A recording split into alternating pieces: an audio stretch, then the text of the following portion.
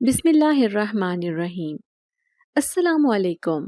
میں بہت اداس اور مایوس نظروں سے بازار میں سے گزرتے آتے جاتے لوگوں کو دیکھ رہا تھا۔ ایک نا امیدی کی کیفیت میری آنکھوں میں بسی تھی۔ بازار میں ہر ایک دکان پر رش تھا۔ ان کا کاروبار خوب زور و شور سے چل رہا تھا، لیکن میری چھوٹی سی دکان پر صبح سے ایک گاہک بھی نہیں آیا تھا۔ اور پھر میرا کام بھی ایسا تھا، 3-4 گھنٹے گزرنے کے بعد اگر کوئی ایک گاہک آتا بھی تو اتنی کم اجرت دیتا کہ مجھے پیسے لیتے ہوئے بھی شرم آتی تھی۔ اس سے پہلے کہ میں مایوس ہو کر اپنی ہمت ہار بیٹھتا، تبھی میں نے اوپر دکان کے ایک خانے میں رکھی ہوئی یاسین شریف اٹھائی اور اسے پڑھنا شروع کر دیا۔ یہ میرا روز کا معمول تھا۔ جب بھی میں مایوس ہوتا، اللہ سے لو لگا لیتا تو کافی حد تک میری مایوسی دور ہو جاتی تھی۔ پھر جیسے ہی رات گہری ہونے لگی، میں نے بھی دکان بند کی اور گھر چل دیا۔ ابھی گھر تھوڑا ہی دور تھا کہ اچانک ایسے لگا جیسے کوئی دور سے بھاگتی ہوئی ایک لڑکی آ رہی ہو۔ میں حیران پریشان سا تھا۔ ابھی یہ صورتحال سمجھ بھی نہ پایا تھا کہ اچانک وہ لڑکی بھاگتی ہوئی آئی اور کالی چادر میں لپٹا اس کا وجود مجھ سے چمٹ گیا۔ وہ رو رو کر التجا کرنے لگی کہ خدا کے لیے مجھے کہیں چھپا لے، ورنہ وہ لوگ مجھے جان سے مار دیں گے۔ اب میں کافی گھبرا کر ادھر ادھر دیکھنے لگا، تبھی اچانک بہت سے قدموں کی آوازیں مجھے دور سے آتی ہوئی سنائی دی۔ میں سمجھ گیا کہ معاملہ ضرور کوئی پیچیدہ ہے، شاید اس لڑکی کی جان کو خطرہ ہے۔ تبھی میں نے اسے اس گلی میں موجود ایک درخت کے پیچھے چھپنے کا کہہ دیا۔ وہ گھبرا کر وہیں جھاڑیوں کے پیچھے چھپ گئی تھی، کیونکہ درخت کے ساتھ بہت سی جھاڑیاں بھی بنی ہوئی تھیں۔ وہاں چھپ کر اس کا وجود نظروں سے اوجھل ہو گیا تھا۔ تبھی ایک دم لوگوں کا ہجوم بھاگتا ہوا آیا اور ادھر ادھر دیکھتے وہ لوگ بہت خوفناک لگ رہے تھے۔ سبھی نقاب پوش تھے۔ مجھے پتہ چل گیا کہ ضرور یہ لوگ اسی لڑکی کی تلاش میں ہیں۔ جیسے ہی وہ سب وہاں سے دور چلے گئے، تب جا کر ہی وہ لڑکی ان جھاڑیوں کے پیچھے سے نکلی تھی۔ میں اس کی خوبصورتی دیکھ کر حیران رہ گیا۔ بڑی بڑی سیاہ آنکھیں، کالی چادر میں چھپا اس کا خوبصورت چہرہ، بلا شبہ خوبصورتی کی دولت اللہ نے اسے حد سے زیادہ دی تھی۔ کون ہو تم اور کہاں سے آ رہی ہو؟ اور یہ لوگ تمہارے پیچھے کیوں لگے تھے؟ میں اس سے یہ ساری باتیں پوچھنا چاہتا تھا، کیونکہ وہ بہت پریشان لگ رہی تھی۔ وہ ادھر ادھر دیکھتے ہوئے کہنے لگی، بڑی مشکل سے اپنی جان بچا کر بھاگی ہوں۔ یہ درندہ صفت تو مجھے مار دینا چاہتے تھے۔ اگر آج میں انہیں نظر آ جاتی تو شاید میری سانسیں ہی ختم ہو جاتی۔ اس کے ہاتھ میں ایک گٹری تھی جس میں غالباً اس کے کپڑے تھے۔ اب وہ دائیں بائیں دیکھنے لگی، شاید کسی ٹھکانے کی تلاش میں تھی۔ میں بری طرح گھبرا گیا، کہیں یہ مجھے یہ ہی نہ کہہ دے کہ مجھے اپنے ساتھ لے چلو۔ وہ اسی طرح کی کیفیت کا شکار تھی۔ پھر مجھے کہنے لگی، آپ کا بہت بہت شکریہ جو آپ نے مجھے ان ظالموں سے بچا لیا۔ یہ کہتے ہی وہ بائیں طرف کو مڑی اور رخ موڑ کر پیدل ہی پیدل آگے کی طرف جانے لگی۔ اب میں بھی گھر کی طرف جانے کو تھا، لیکن اچانک دل میں خیال آیا کہ کہیں یہ لڑکی کسی پریشانی کا شکار نہ ہو۔ جب ہی اس قدر درندہ صفت لوگ اس کے پیچھے لگے ہوئے تھے تو ضرور اس کی جان کو خطرہ ہوگا۔ ایسے میں میرے ضمیر نے یہ گوارا نہ کیا کہ میں اس لڑکی کو تنہا اس سڑک پر اکیلے چھوڑ دوں۔ وہ لڑکی بہت معصوم اور خوبصورت تھی۔ ایسے میں اس کی معصومیت کو دیکھ کر کوئی بھی اس کی عزت کو رون سکتا تھا۔ تبھی میں نے اسے آواز لگائی تھی۔ وہ میری آواز سن کر فوراً ہی پلٹی تھی۔ پھر میں نے نظریں جھکائیں اور کہنے لگا، دیکھو، اگر تمہارے پاس رہنے کا کوئی ٹھکانہ نہیں تو تم میرے ساتھ میرے گھر چلو۔ 2-4 دن بعد تمہارا کہیں نہ کہیں بندوبست ہو جائے گا، پھر تو تم آرام سے سر چھپا کر اپنی عزت سے زندگی گزار سکتی ہو۔ یہ سنتے ہی اس کے چہرے پر ایک خوشی کی لہر آئی تھی۔ پھر وہ کہنے لگی، مجھے آپ شکل سے ہی بھلے آدمی معلوم ہو رہے تھے۔ بہت بہت شکریہ آپ کا، آپ نے مجھ پر یہ احسان کیا۔ سچ میں ہی آج رات میرے پاس کوئی ٹھکانہ نہیں۔ شاید آج میں سڑک سے گزرتی کسی گاڑی کے نیچے آ کر اپنی جان ہی دے دیتی، کیونکہ حالات کے دھارے میں بہہ بہہ کر میں نے خود کو بہت تھکا دیا ہے۔ اب مزید مجھ میں سہنے کی ہمت نہیں ہے۔ وہ سخت مایوس کن کیفیت کا شکار تھی۔ پھر میں نے اسے اپنے پیچھے آنے کا کہا۔ میں بھی عجیب صورتحال سے دوچار تھا۔ بار بار اماں کا خیال آتا، جو آج نہ جانے اس لڑکی کے ساتھ دیکھ کر مجھ پر کتنا غصہ کرنے والی تھی۔ اس لڑکی کے پیروں میں شاید پائل تھی، جبھی تو چھن چھن کرتی ہوئی وہ میرے پیچھے ہی آ رہی تھی۔ رات کی تاریکی میں اس کے پائل کی چھن چھن عجیب سا ساز پیدا کر رہی تھی۔ اس کے وجود سے اٹھنے والی دھیمی سی خوشبو مجھے اپنی گرفت میں لینے لگی، لیکن میں ان ساری سوچوں سے چھٹکارا پانا چاہتا تھا۔ दिल ही दिल में सोचने लगा कि पहले ही घर के हालात ऐसे हैं, ऐसे में मैं उस लड़की को ले जाकर शायद अपने लिए मज़ीद परेशानियां खड़ी करने वाला हूँ। मेरा नाम अकरम है। मैं कराची का रिहायशी एक गरीब मोची था। मेरी सबसे बड़ी बदकिस्मती ये थी कि कच्ची बस्ती में रहने वाले मेरे माँ बाप मुझे कभी भी एक अच्छी ज़िंदगी नहीं दे सके। बचपन से ही मेरी ख्वाहिश थी कि मैं अपने बाप की तरह मोची नहीं बनूंगा, बल्कि पढ़ लिख कर एक फ़ौजी अफसर बनना चाहता था। लेकिन ये मेरा ख्वाब अधूरा ही रहा जब मेरा अब्बा जिगर के आर्जे में मुब्तला होकर अबदी नींद सो गया। मुझसे छोटे 3 बहन भाई और भी थे। दोनों बहनें तो सरकारी स्कूल में पढ़ रही थीं, लेकिन भाई भी गलियों में खेल कूद कर बहुत आवारा हो गया था। ऐसे में ज़बरदस्ती मैंने ही उसे सरकारी स्कूल में दाखिल करवाया। अचानक अब्बा का इंतकाल हो गया तो मेरे सर पर गोया आसमान गिर पड़ा। अम्मा भी शदीद परेशानी का शिकार थीं। उनकी मामूली सी आमदनी में भला घर का गुजारा कैसे होना था। जैसे ही अब्बा फौत हुए, अम्मा ने ज़बरदस्ती मेरी तालीम छुड़वा दी। शायद घर के हालात भी ऐसे ही थे। ऐसे में मेरा तो पढ़ना नामुमकिन हो गया था। मैं अब्बा की दुकान पर ही बैठने लगा। उनकी एक बाजार में छोटी सी मोची की दुकान थी। वो एक थड़े पर बैठा करते थे। उस थड़े पर बैठने का भी सामने वाला दुकानदार माहाना पैसे लिया करता था। मैं भले ही सांवली रंगत का एक गरीब नौजवान था, लेकिन मेरे नैन नक्श बहुत अच्छे थे। ऐसे में अक्सर लोग मुझसे कहते कि तुम्हारा कद भी अच्छा है और तुम्हारी जिसामत भी। अगर फौज या पुलिस वगैरह में जाते तो बहुत अच्छे लगते। मैं लोगों की बात सुनकर उदास हो जाता। शायद हम जैसे एक कच्ची बस्ती में रहने वाले गरीब लोगों की किस्मत कभी नहीं बदला करती। और ऐसे ही मेरे साथ हुआ था। रोज़ाना ही मामूली 200-300 रुपए बमुश्किल कमाए जाते थे। ऐसे में घर चलाना इंतहाई मुश्किल हो गया था। मैं हर रात मायूस कैफियत में घर लौटता था। अम्मा भी घर की परेशानियों से आजिज़ आ गई थी। उनकी किसी न किसी बात पर मुझसे बहस हो ही जाती। एक दिन यूं ही अम्मा से लड़ाई झगड़ा करके मैं मस्जिद गया तो घर के हालात पर फूट फूट कर रोने लगा। मस्जिद के इमाम साहब ने मुझे यूं रोते हुए देख लिया। फिर कहने लगे, बेटा हालात से मायूस नहीं होते। मैं भी कभी तुम्हारी तरह का एक गरीब नौजवान था। मेरे सर पर 4 जवान बेटियों की जिम्मेदारी थी, लेकिन फिर अल्लाह से लौ लगाई तो उसने सारी मुश्किलात आसान कर दी। तुम भी 5 वक्त नमाज पढ़ा करो। जब भी मायूसी का शिकार हो तो अल्लाह को याद करने की कोशिश करो। इंशाअल्लाह तुम्हारे दिल से सारे वहम दूर हो जाएंगे।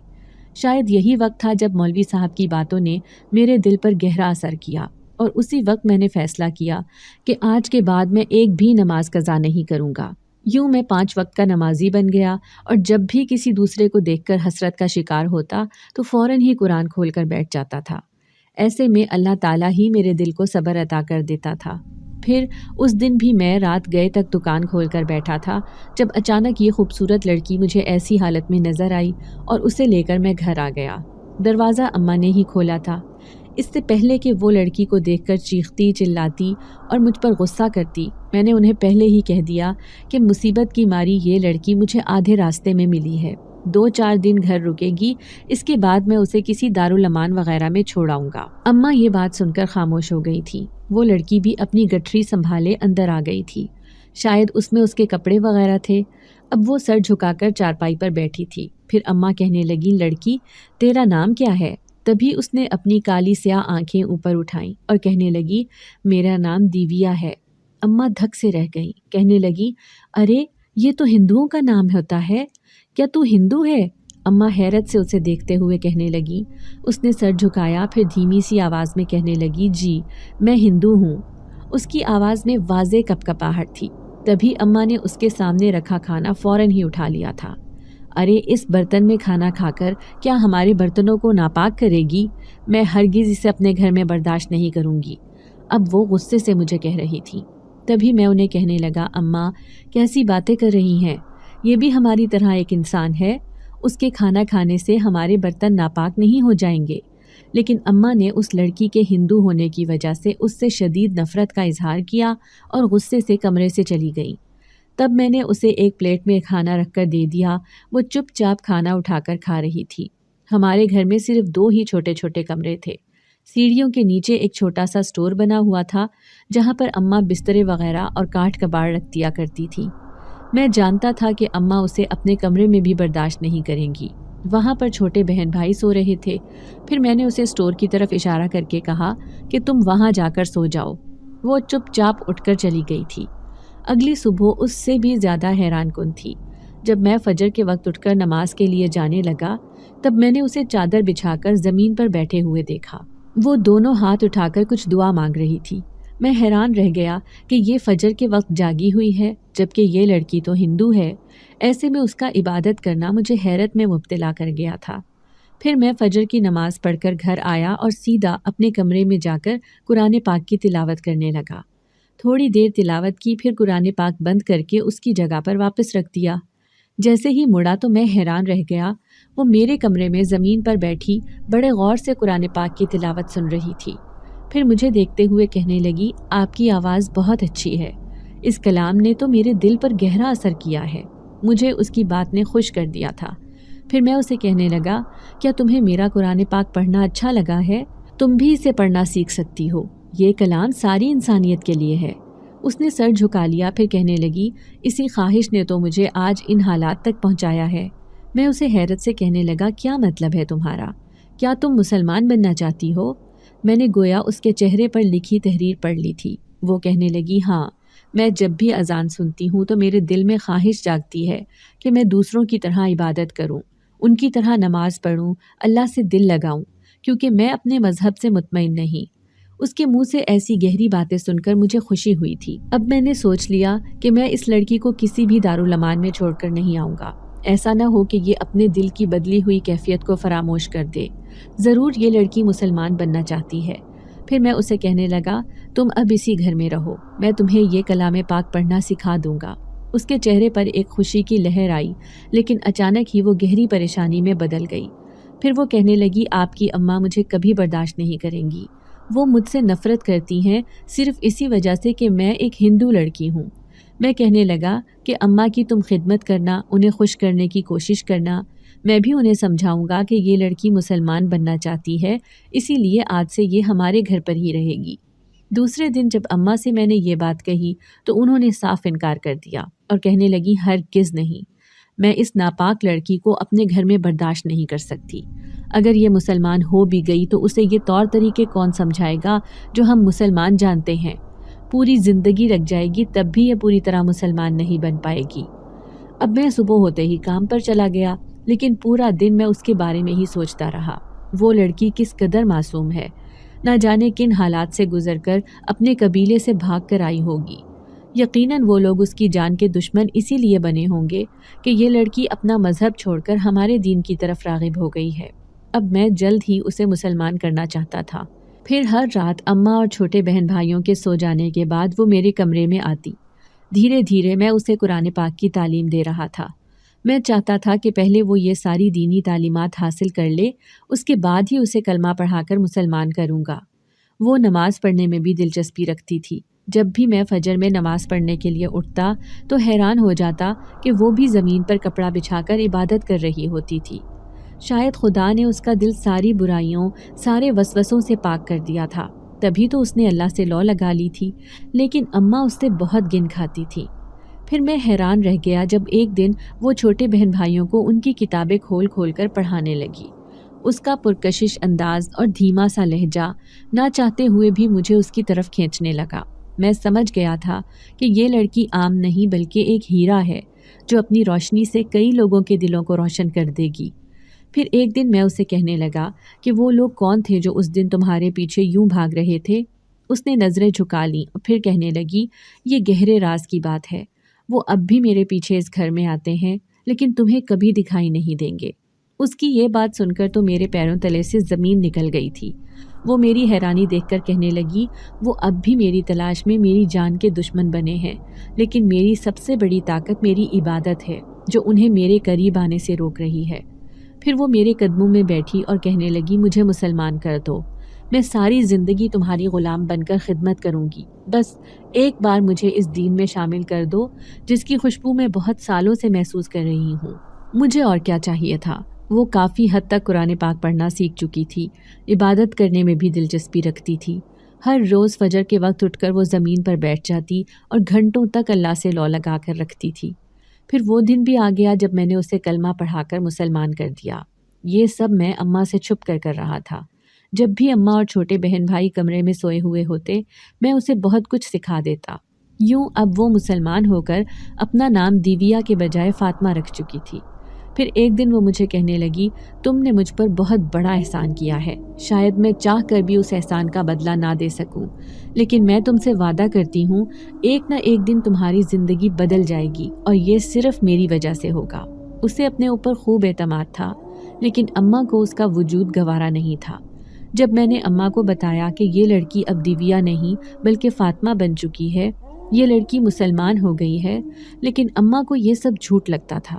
وہ کہنے لگی، یہ سب اس کا ڈھونگ ہے، اگر یہ ہندو ہے تو اتنی جلدی کیسے مسلمان بن سکتی ہے؟ ایک مسلمان کو تو دین کی تعلیمات سیکھنے میں برسوں لگ جاتے ہیں، اور یہ ہندو لڑکی اتنی جلدی مسلمان ہو گئی، میں مان ہی نہیں سکتی۔ اب وہ پہلے سے بھی زیادہ نیک اور پرہیزگار بن گئی تھی۔ اب بھی میری دکان پر وہی صورتحال تھی، گھر کا گزارا بمشکل ہو رہا تھا۔ اب اماں کا کہنا تھا کہ میں فاطمہ کو اس گھر سے نکال دوں کیونکہ وہ گھر پر اضافی بوجھ بن چکی ہے، لیکن میں یہ بات کبھی بھی اس سے نہیں کہنا چاہتا تھا، کیونکہ وہ جس طرح اماں اور میری خدمت کرتی تھی، اس نے پورا گھر سنبھال لیا تھا، اماں کے کہنے سے پہلے ہی ہر کام کر دیا کرتی تھی، پھرکی کی طرح وہ پورے گھر میں گھومتی رہتی تھی۔ پھر ایک دن آدھی رات کو دروازے پر زور زور سے دستک ہوئی تھی۔ جیسے ہی میں نے دروازہ کھولا تو باہر ہجوم کو دیکھ کر میرے 14 تبک روشن ہو گئے۔ وہ سب نقاب پوش لوگ تھے۔ وہ کہنے لگے، دیکھو نوجوان، اسے ہمارے حوالے کر دو، اسی میں تمہاری بھلائی ہے۔ ہم تمہارے گھر کے اندر نہیں آ سکتے کیونکہ اس نے سخت پہرا لگا دیا ہے، اس لیے تم اسے خود ہی اپنے گھر سے نکال دو۔ جب تم اسے نکال دو گے تو وہ خود ہی ہمارے پاس پہنچ جائے گی۔ وہ ہمارے قبیلے سے آئی ہے اور اسے وہیں جانا ہوگا۔ وہ بہت خونخوار درندے لگ رہے تھے۔ میں گھبراتے ہوئے کہنے لگا، آپ کس کی بات کر رہے ہیں؟ میرے گھر میں کوئی نہیں، لیکن وہ ساری صورتحال سے واقف تھے۔ فاطمہ کا کہنا تھا کہ وہ ہر روز یہاں پر آتے ہیں، لیکن مجھے دکھائی نہیں دیتے، لیکن آج انہوں نے میرے سامنے خود کو ظاہر کر دیا تھا۔ میں حیران پریشان انہیں دیکھتا رہ گیا۔ پھر وہ مجھے جان کی دھمکیاں دیتے ہوئے وہاں سے چلے گئے۔ میں جیسے ہی دروازہ بند کر کے پلٹا، وہ کہنے لگیں کہ میں سب جان چکی ہوں، میرے گھر میں یہ کیا تماشا ہو رہا ہے۔ اس لڑکی کو فوراً گھر سے باہر نکالو، ورنہ میں پورے محلے کو جمع کر لوں گی کہ تم نے ہندو لڑکی کو اس گھر میں رکھا ہوا ہے۔ تبھی فاطمہ اپنے اس چھوٹے سے سٹور سے نکلی اور اماں سے کہنے لگی، آپ انہیں کچھ نہ کہیں، میں ہی اس گھر سے چلی جاتی ہوں، شاید میری قسمت میں یہی لکھا ہے۔ یہ کہہ کر اس نے آدھی رات کو دروازہ کھولا اور ہمیشہ کے لیے گھر چھوڑ کر چلی گئی۔ مجھے ایسے لگا جیسے میرا دل نکل کر اس کے پیچھے جا رہا ہو۔ کیا واقعی میں اسے اپنا دل دے بیٹھا تھا؟ میں اسے آواز لگا کر روکنا چاہتا تھا، لیکن اماں کے خوف نے گویا میرے منہ پر تالے لگا دیے۔ میں بے بسی سے اسے جاتا ہوا دیکھتا رہا۔ اگلے دن میں دکان پر مایوس اور خاموش بیٹھا تھا۔ اس کی یاد نے ستایا تو آنسوؤں سے رونے لگا۔ تبھی ایک بچہ آیا اور اس نے مجھے کاغذ تھما دیا، کہنے لگا، ایک لڑکی آپ کے لیے یہ دے کر گئی ہے۔ میں نے اس کاغذ کو کھولا تو اس پر لکھی تحریر کو پڑھ کر میں چونک گیا۔ اس میں لکھا تھا، تم ایک اچھے انسان ہو، تم نے مجھ پر بہت بڑا احسان کیا ہے، لیکن ایک حقیقت جس سے تم واقف نہیں، وہ میں تمہیں ضرور بتانا چاہتی ہوں۔ آج مجھے اپنا رہنے کا ٹھکانہ مل گیا ہے، لیکن پھر بھی میں تمہاری احسان مند ہوں، اس لیے میں نے تم سے وعدہ کیا تھا کہ میں ساری زندگی تمہاری خدمت کروں گی۔ میں اپنی بات بھولی نہیں ہوں، بھلے ہی میں تم سے دور ہوں، لیکن میں تمہاری قسمت ضرور بدلوں گی۔ میں اپنے رب سے دعا کروں گی کہ وہ تمہیں ایک موچی کے بجائے اس دنیا کا سب سے امیر ترین آدمی بنا دے۔ نیچے اس کا نام فاطمہ لکھا تھا۔ اس خط کی تحریر پڑھ کر میں پہچان گیا تھا کہ یہ لکھنے والی کون ہے۔ کیا وہ میرے آس پاس ہی موجود ہے؟ میں پاگلوں کی طرح دور دور تک جا کر اسے ڈھونڈنے کی کوشش کرنے لگا۔ وہ ضرور یہاں تک آئی ہوگی۔ اب ہر رات میں بستر پر لیٹتا تو اس کا خط کھول کھول کر پڑھتا رہتا تھا۔ اس کے خط سے عجیب سی خوشبو آتی تھی، جیسے اس نے اپنے دل میں بسی محبت کی خوشبو سے اس خط کو لکھا ہو۔ بڑے مایوس دن گزر رہے تھے۔ اماں کا کہنا تھا کہ گھر کے حالات تو کسی طرح بہتر ہی نہیں ہو رہے، ایسے کرتے ہیں کہ ہم اپنا یہ گھر بیچ دیتے ہیں، اس کے پیسوں سے تم اپنا کوئی کاروبار شروع کر دینا۔ لیکن اماں کا یہ فیصلہ مجھے درست نہیں لگا۔ میں ان سے کہنے لگا، ہمیں تھوڑا وقت بدلنے کا انتظار کرنا چاہیے۔ اماں، ایسے میں گھر بیچنا کوئی دانش مندانہ فیصلہ نہیں ہوگا۔ موسم کے حالات بھی بدل رہے تھے، برسات شروع ہونے والی تھی۔ उस दिन भी मैं दुकान पर मायूस बैठा था जब अचानक ही हल्की हल्की बारिश शुरू हो गई। आसपास की दुकानें बंद होना शुरू हो गई थी, लेकिन मैं अभी भी ग्राहक के इंतज़ार में बैठा था कि कहीं कोई आसरा हो, तभी चंद पैसे लेकर मैं घर जाऊं। तभी अचानक बारिश तेज़ शुरू हो गई। ज़ोर ज़ोर से बिजली कड़कड़ाने लगी। इस खौफनाक और दहशतज़दा मौसम की वजह से मेरे जैसा इंसान भी बुरी तरह डर रहा था। लेकिन खाली हाथ घर जाता तो अम्मा के चेहरे पर फैली मायूसी कैसे देखता। इसी सोच ने काफ़ी हद तक मुझे परेशान कर रखा था। अभी मैं अकेला ही गली में अपनी दुकान बंद कर रहा था जब अचानक बरसती बारिश में एक लड़की भागती हुई आई। उसने काली चादर पहन रखी थी। जैसे ही मैंने पलटकर उसे देखा तो मैं हैरान रह गया। ये कोई और नहीं बल्कि फातिमा ही थी। उसने मुझे दुकान बंद करने का इशारा किया और फिर कहने लगी, मैं तुम्हें कुछ बताना चाहती हूँ, मेरे पीछे आओ। अब वो मुझे अपने साथ लेकर जा रही थी। मैं किसी बुत की तरह उसके पीछे पीछे जा रहा था। बरसती बारिश और खौफनाक मौसम ने भी मुझ पर कोई असर नहीं किया था।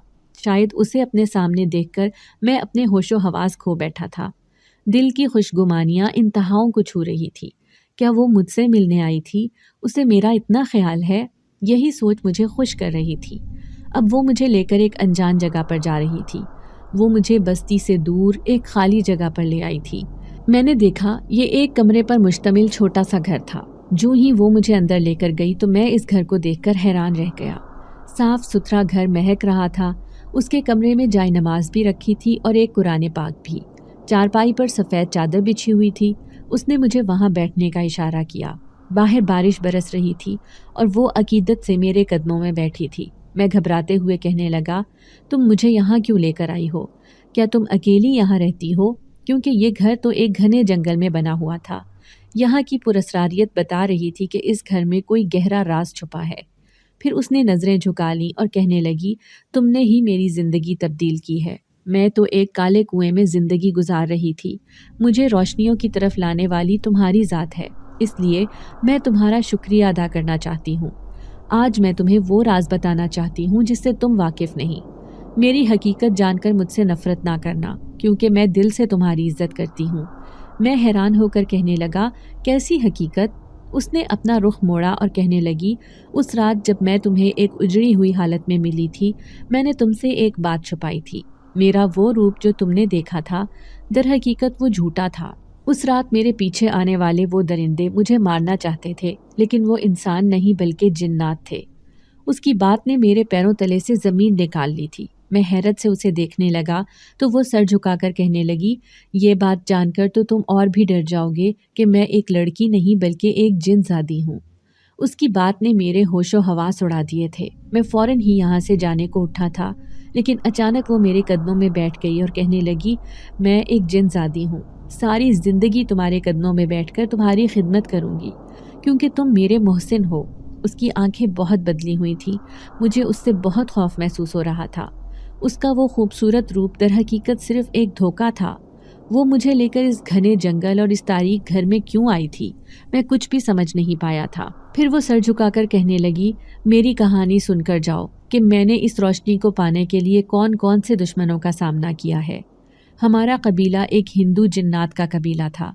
मेरे माँ बाप भी हिंदू मज़हब से थे, जिन्होंने मेरा नाम दिव्या रखा था। मैं इसी कबीले में पल बढ़कर जवान हुई थी। न जाने कौन कौन सी ताकतें हासिल करने के लिए मैंने कितने अमलियात किए थे, तब जाकर मैं एक ताकतवर जिन्नज़ादी बनी। मेरी सहेलियां, जिनमें रूपा, बसंती और अर्चना शामिल थीं, हम चारों सहेलियां एक साथ रहा करती थीं। फिर एक दिन मेरी सहेली रूपा जिन्नज़ादी कहने लगी, अरे दिव्या, जानती हो कि हमारे कबीले से थोड़ी ही दूर एक मुसलमान जिन्नात का कबीला है। एक दिन मैं गलती से उस तरफ चली गई तो वो लोग सुबह सवेरे न जाने कौन सी इबादत कर रहे थे। कसम से मुझे देखकर बहुत अच्छा लगा। मैं उसकी बात सुनकर हैरान रह गई थी। फिर वो कहने लगी, मैं सच कह रही हूँ। यहाँ से थोड़ी ही दूर मुसलमान कबीला है, वो भी हमारी तरह जिन्नज़ाद हैं, लेकिन सुबह सवेरे वो सब मिलकर एक ख़ास इबादत करते हैं।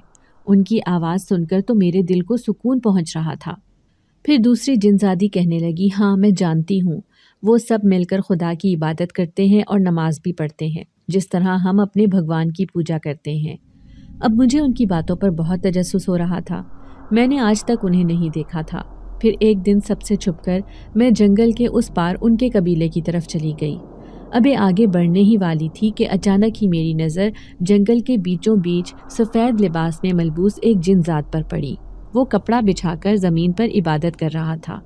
اس کا لمبا چوڑا وجود دیکھ کر میں حیران رہ گئی۔ اس کے وجود سے عجیب سی خوشبو اٹھ رہی تھی۔ اس کا یوں عبادت کرنا مجھے بہت اچھا لگا۔ پھر تو میں ہر روز ہی اسے دیکھنے کے لیے جنگل کے اس پار جانے لگی جہاں پر ہمارا جانا سختی سے منع تھا۔ اگر کوئی بھی کبھی قبیلے کا ہندو جنزاد مجھے وہاں جاتے ہوئے دیکھ لیتا تو وہ مجھے سزا کے طور پر قید خانے میں ڈال دیتا، لیکن مجھے ان کا یوں عبادت کرنا بہت اچھا لگا تھا۔ پھر ایک رات میں صبح وہاں جا رہی تھی جب میرے کانوں میں ایک آواز آئی۔ شاید ان میں سے کوئی جنزاد اذان دے رہا تھا، جس کی کشش نے مجھے وہاں جانے پر مجبور کر دیا۔ میں وہیں ایک درخت پر بیٹھ کر ان کی آواز سننے لگی۔ پھر میں نے دیکھا ایک ہجوم ان کے قبیلے سے نکلا اور وہ سارے لوگ مل کر نماز ادا کرنے لگے۔ ان کا یہ عبادت کرنے کا طریقہ مجھے بہت اچھا لگا تھا۔ دھیرے دھیرے میرا دل اپنے مذہب سے اکتانے لگا۔ اب میں ان کے قبیلے میں شامل ہونا چاہتی تھی۔ پھر ایک دن چوری چھپے اسی جن ذات سے ملنے پہنچ گئی۔ وہ مجھے اپنے سامنے دیکھ کر حیران رہ گیا تھا۔ پھر کہنے لگا، تم یہاں پر کیسے؟ جانتی نہیں کہ ہم دونوں قبیلوں کی آپس میں دشمنی ہے؟ وہ ہندو مذہب قبیلہ ہے جبکہ ہم مسلمان۔ دونوں قبیلوں کے درمیان یہ طے ہوا تھا کہ کوئی بھی جنزاد چاہے یہاں کا ہو یا وہاں کا، ایک دوسرے کے قبیلے کے اندر دخل اندازی نہیں کریں گے۔ لیکن مجھے اس کی کوئی پرواہ نہیں تھی۔ میں اس کی آنکھوں میں آنکھیں ڈال کر کہنے لگی، میں بھی ایک طاقتور جنزادی ہوں، اس لیے اپنی مرضی سے یہاں پر آئی ہوں۔ میں وہ کلام تمہارے منہ سے سننا چاہتی ہوں جو کل رات تم عبادت کرتے ہوئے پڑھ رہے تھے۔ اب وہ خاموش ہو گیا۔ پھر میری خواہش پر اس نے مجھے وہ کلام سنا دیا تو اس کی آواز سن کر تو گویا میں دیوانی ہو گئی۔ اب میں ہر روز ہی چلی آتی۔ وہ بھی نہ جانے کیسے میری باتوں میں آ کر مجھے وہ سب سکھانے لگا جو میں اس کے منہ سے سننا چاہتی تھی۔ میں رات کے اندھیرے میں اس کے پاس آیا کرتی۔ وہ بھی اپنے قبیلے والوں سے چھپ کر میری خواہش پر مجھے یہ سب سکھانے آتا تھا۔ میں پوری طرح سے اس کے رنگ میں رنگنا چاہتی تھی۔ نہیں جانتی تھی کہ میری قبیلے کے جن ذات مجھے اس سے ملتے ہوئے دیکھ لیں گے۔ وہ مجھے گھسیٹتے ہوئے سردار کے پاس لے گئے۔ انہوں نے کہا کہ کس طرح سے میں ان کے قبیلے کے ساتھ غداری کر رہی ہوں۔ مسلمان قبیلے کے ایک جن ذات کے پاس جا کر میں وہی سب سیکھ رہی ہوں جیسی عبادت وہ جنات کرتے ہیں۔ سردار نے مجھے قید خانے میں ڈال دیا اور سزا دی کہ آئندہ 1 سال تک یہ قید خانے سے باہر نہیں آئے گی۔ یہ سن کر میں غصے سے آگ بگولا ہو گئی۔ میں ایک طاقتور جنزادی تھی، اس لیے جیسے ہی میں نے اپنی طاقت استعمال کرنے کی کوشش کی تو میں حیران رہ گئی۔ سردار نے مجھ سے میری ساری طاقتیں چھین لی تھیں۔ وہ مجھے بالکل بے بس کر دینا چاہتا تھا۔ یوں مجھے سارے جنزادوں نے مل کر قید خانے میں ڈال دیا۔ اب میں بے بسی سے رونے لگی۔ وہاں رہتے ہوئے کئی مہینے بیت گئے۔ میں کسی پرندے کی طرح وہاں پر پڑی رہتی تھی، لیکن ایک دن میں حیران رہ گئی جب وہ مسلمان جنزادہ قید خانے میں پہنچ گیا۔ اس کا کہنا تھا کہ وہ بھی ایک طاقتور جنات ہے اور اسے پتہ چل گیا تھا کہ مجھے قید خانے میں رکھا گیا ہے، اسی لیے وہ مجھے بچانے آیا ہے۔ اب میں اس کی بات سن کر ہواؤں میں اڑنے لگی۔ اس نے مجھے کسی بھی طرح کر کے قید خانے سے نکال لیا تھا۔ اب وہ ہمیشہ کے لیے مجھے اپنے اور میرے قبیلے سے دور انسانوں کی دنیا میں لے کر جا رہا تھا، لیکن جاتے ہوئے میں نے اپنا وہ قیمتی سامان اٹھانا نہیں بھولا تھا جو میری دنیا بدلنے والا تھا۔ اسے ساتھ لے کر میں مسلمان جنزاد کے ساتھ اپنے قبیلے سے فرار ہو گئی، لیکن اسی رات سردار کو خبر ہو گئی کہ میں ایک مسلمان جنزادے کے ساتھ قید خانے سے بھاگ گئی ہوں۔ اب اس نے میرے پیچھے طاقتور جنزاد لگا دیے۔ ہم دونوں ڈر کر بھاگ رہے تھے جب اس نے ایک مسجد میں پناہ لے لی، لیکن نہ جانے مجھے کیا ہوا، جب بھی میں مسجد کے اندر جاتی تو خود بخود میرا وجود پیچھے ہو جاتا۔ میں سمجھ گئی کہ کیونکہ میں نے ابھی تک اس کے مذہب کو نہیں اپنایا تھا، میں ایک ہندو جنزادی ہی تھی۔ اب وہ مسجد میں چھپ گیا، مجھے پکار کر اندر بلانا چاہتا تھا، لیکن اچانک ہی وہ شیطانی جنزاد وہاں پہنچ گئے۔ بڑی مشکل سے میں ان سے جان بچا کر بھاگی تو تم سے ٹکرا گئی۔ جبھی تو میں نے تم سے مدد کی درخواست کی تھی۔ تم نے اتنے دن تک مجھے اپنے گھر پر رکھا، مجھے پناہ دی، حتیٰ کہ تمہاری ماں بھی اس بات پر راضی نہیں تھی۔ میں نے تمہیں عبادت کرتے ہوئے دیکھ لیا تھا اور تمہارے اندر مجھے اسی جنزادے کا عکس دکھائی دیا تھا۔ اس کے بعد بھی وہ کئی دفعہ مجھے وہاں سے لینے آیا تھا، لیکن میں جانتی تھی کہ اس کے قبیلے کے مسلمان جنات اسے ہرگز میرے ساتھ قبول نہیں کریں گے۔ وہ مجھ سے نفرت کرتے تھے۔ یوں زبردستی اس جنزادے کو اپنے ساتھ لے کر چلے گئے۔ میں انسانی روپ لے کر کئی دن تک تمہارے گھر میں رہتی رہی۔ آخر کار تمہاری وجہ سے ہی میں نے مسلمان بننے کا فیصلہ کیا اور پھر ہمیشہ کے لیے اس گھر کو چھوڑ دیا۔ میں جانتی تھی کہ میں ابھی اتنی طاقتور نہیں کہ کسی شیطانی جن ذات کا مقابلہ کر سکوں، اسی لیے میں ایک مسلمان عامل کے پاس جا پہنچی۔ اس سے عملیات سیکھ کر اب میرے اندر اتنی طاقت تھی کہ میں اکیلے اپنی زندگی گزار سکتی تھی۔ یوں یہاں پر اس گھنے جنگل میں رہنے کا فیصلہ کر کے میں اپنی زندگی گزارنے لگی ہوں۔ لیکن تمہارا مجھ پر احسان تھا۔ میں جانتی ہوں کہ تمہاری انسانی زندگی کس قدر مشکلات کا شکار ہے۔ اپنے قبیلے سے بھاگتے وقت جو میں نے اپنی قیمتی دولت وہاں سے اٹھائی تھی وہ آج بھی تمہارے ہی گھر کے ایک کونے میں موجود ہے۔ میں نے اپنی امانت وہاں چھپائی تھی، لیکن در حقیقت وہ میں تمہیں دینا چاہتی ہوں۔ وہ ایک قیمتی خزانہ ہے جسے تم وہاں سے اٹھا کر اپنی قسمت بدل سکتے ہو۔ وہ آج بھی اسی جگہ پر موجود ہوگا، کیونکہ جس اسٹور میں رہا کرتی تھی اسی کی زمین کھود کر میں نے اس خزانے کو وہاں پر دفن کر دیا تھا۔ اسے ڈھونڈ کر تم اپنی قسمت بدل لینا۔ زندگی کے کسی بھی موڑ پر میری مدد کی ضرورت ہو تو مجھے ایک بار یاد کر لینا، میں تمہارے سامنے آ جاؤں گی۔ یہ کہتے ہی وہ میرے سامنے سے غائب ہو گئی۔ میں کسی بت کی طرح اس کی یہ ساری کہانی سن رہا تھا۔ حیرت بھی ہوئی کہ یہ سب میرے ساتھ کیا ہو گیا تھا۔ ابھی میں اس عجیب سے گھر میں اسے ڈھونڈنا چاہتا تھا۔ اسے پکار کر چند سوالات تھے جن کا جواب جاننا ضروری تھا، لیکن اس نے میرے سامنے سے خود کو غائب کر لیا۔ اب میں واپس گھر لوٹ آیا تھا۔ جیسے ہی گھر پہنچا تو خوب چھت ٹپک رہی تھی۔ بارش کا پانی صحن میں بھر چکا تھا۔ بمشکل اماں اور چھوٹے بہن بھائی ایک کونے میں دب کے بیٹھے تھے۔ اماں مجھے دیکھ کر کہنے لگیں، کتنی دفعہ سمجھایا تھا کہ خراب موسم میں گھر سے باہر نہ نکلا کرو۔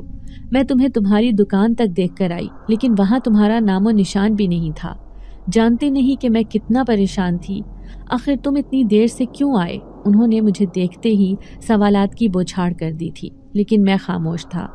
میرے ذہن میں ابھی تک اسی جنزادی کی عجیب کہانی سوار تھی۔ پھر جیسے ہی بارش رکی میں آہستہ آہستہ پورے گھر کا پانی نکالنے لگا۔ ویسے بھی گھر کی حالت ایسی ہو رہی تھی جیسے ابھی ڈھہ جائے گا۔ ہر بارشوں میں ایسے لگتا کہ اب ہم اس گھر کو چھوڑ دیں گے، مزید رہنا ناممکن ہے، لیکن ہماری غریبی ہمیں اس گھر میں رہنے پر مجبور کرتی تھی۔ اس رات میں سو گیا، لیکن بار بار یہ خیال آ رہا تھا کہ سچ میں ہی اسٹور میں اس جنزادی نے وہ خزانہ دبایا ہوگا یا یہ صرف ایک کہانی تھی۔ مجھے وہاں ضرور دیکھنا چاہیے۔ یہی سوچ کر میں گہری نیند سو گیا تھا۔ صبح اٹھا تو حیران رہ گیا۔ اماں پورے گھر کا سامان جمع کر رہی تھی۔ کہنے لگی، اب ہمیں اس گھر میں نہیں رہنا۔ محلے والے لوگ کہہ رہے تھے کہ اس گھر کی بنیادیں بہت کمزور ہو چکی ہیں، یہ کسی بھی وقت گر سکتا ہے۔ میں بھی بری طرح پریشان ہو گیا۔ میں اس قیمتی خزانے کو نکال لینا چاہتا تھا، لیکن اماں کا کہنا تھا کہ میں ایک منٹ بھی اس گھر میں نہیں رکوں گی، ایسا نہ ہو کہ ہمارا کوئی بڑا نقصان ہو جائے۔ اب میں عجیب شش و پنج میں گرفتار ہو گیا تھا۔ پھر گھر میں بچا تھوڑا بہت سامان جمع کیا اور سامان سمیت دوسرے شہر میں رہنے والی خالہ کے گھر چلے گئے۔ انہوں نے ہمیں دیکھ کر عجیب سا منہ بنایا تھا، لیکن اماں نے جب ان سے مجبوری بیان کی تو بادل نہ خواستہ انہوں نے ہمیں 2-4 دن کے لیے رہنے کی جگہ دے دی تھی۔ اب میں اسی شہر سے اپنی دکان پر جایا کرتا تھا۔ میں ایک موچی تھا، وہ بھی ایک غریب موچی۔ بھلا میری اتنی اوقات کہاں تھی کہ میں روزانہ شہر سے ڈھیروں کرایہ لگا کر آتا جاتا، اس لیے بس کسی بھی طرح کر کے میں اپنی دکان پر ہی رہنے لگا۔ اماں نے کہا تھا کہ ہفتے میں ایک دفعہ آ جایا کرو۔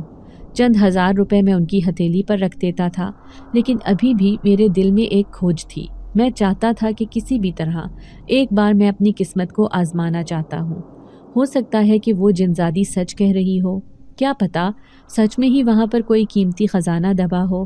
پھر ایک دن میں اسی گلی میں جا پہنچا اپنا پرانا مکان دیکھنے کے لیے، لیکن میرے پیروں تلے سے زمین نکل گئی جب میں نے وہاں پر مکان کا ملبہ گرا ہوا دیکھا۔ محلے والے بتانے لگے کہ تمہارے جانے کے صرف ایک دن کے بعد ہی یہ مکان ڈھہ گیا تھا، کیونکہ اس کی حالت بہت خستہ ہو رہی تھی۔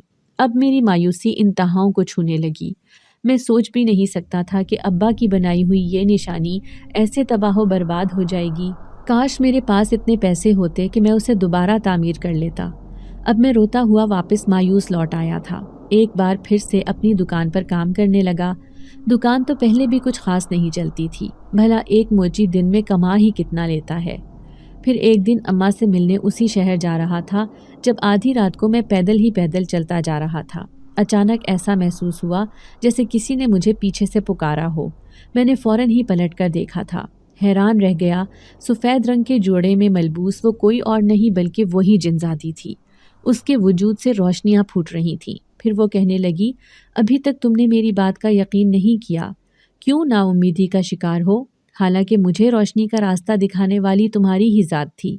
میں تمہاری مدد کرنا چاہتی تھی کیونکہ میں نے تم سے وعدہ کیا تھا کہ میں ساری زندگی تمہاری خادمہ بن کر رہوں گی۔ میں نے تم سے جھوٹ نہیں کہا تھا، وہاں پر سچ میں ہی خزانہ دبا ہے۔ میں اب سر جھکا کر کھڑا تھا۔